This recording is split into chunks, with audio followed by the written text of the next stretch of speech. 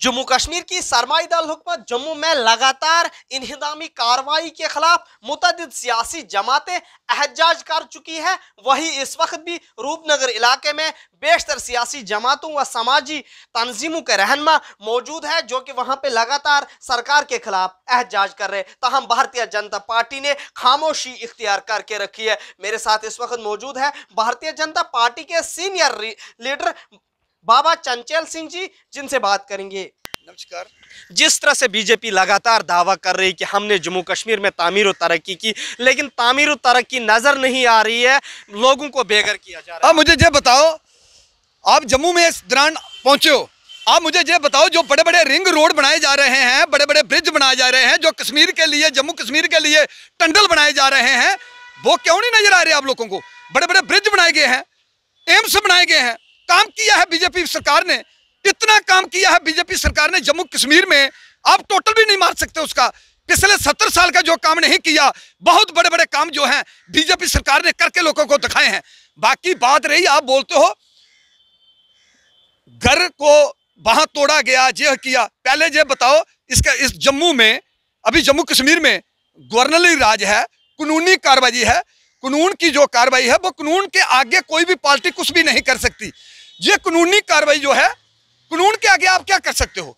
आप मुझे ये बताओ, पहली पार्टियों ने सरकारी जगहों के कब्जे करवाए गए, दूसरी जगहों के कब्जे कराए गए, जहां जहां अगर निजायज कब्जे किए हैं तो सरकार अपनी जो कानून है वो अपनी जमीन को नहीं छोड़ेगा। लेकिन क्या सुनो सुनो सुनो सुनो मंशूर है कि इन गुज्जर बकरवालों को बेघर करना है और आपने इनको बेघर कर? आप मुझे बताइए, कोई भी ऐसी बीजेपी पार्टी नहीं चाहती जो ऐसा काम हो।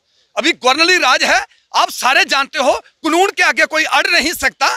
फिर भी हम गवर्नर साहब के आगे अपील करते हैं, इन लोगों को कहीं न कहीं पर बसाया जाए।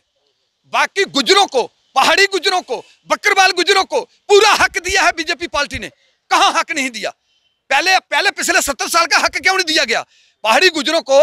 आज बीजेपी सरकार ने यह भी कहा है, भाई इन लोगों को ये इलेक्शन भी लड़ सकते हैं, मुख्यमंत्री बन सकते हैं, एमएलए बन सकते हैं। क्यों बार बार आप गुज्जर लोगों पर सियासत कर रहे हो, लेकिन उनको इंसाफ नहीं मिल रहा? कितने आपने दौरे किए उस इलाके के? किसने सियासत करनी है? इस बात मुझे बताइए, सियासत कौन करेगा?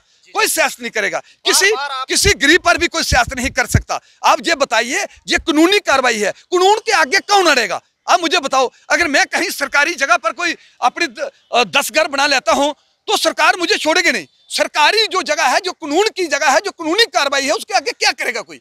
बाकी की जो बात है, हम गुजरों के साथ हैं, हम उनकी हेल्प मदद जहां होगी वहां पे गए हैं, जबकि पीडीपी, एनसी, कांग्रेस, दीगर सियासी लीडर वहां गए। आप क्यों वहां गए? मैं पंजाब गया था, कल पहुंचा हूं।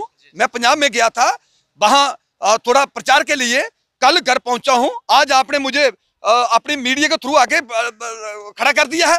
मैं ये पूछना चाहता हूं, ऐसी कोई बात नहीं है। हर इंसान को हक दिया जा रहा है। जो पिछले 70 साल का हक नहीं दिया, वो बीजेपी सरकार ने हक देने का फैसला लिया है। आप क्या चाहते हो? एक आदमी चोरी करे, एक आदमी जहां किसी का नुकसान करे, जहां कानून के खिलाफ चले, तो उसको कानून कैसे बख्शेगा? अगर कोई गैर कानूनी कोई चीज है, अगर वहां कानून ने कोई मसला किया है, अपना कानून की कोई कार्रवाई हुई है, तो कानूनी कार्रवाई गवर्नर साहब के आगे हम अपील करते हैं, इन कुंभों को, इन घरों को और कहीं आगे पीछे बसाया जाए। हम अपील करते हैं यार, और क्या? जी बहुत बहुत शुक्रिया।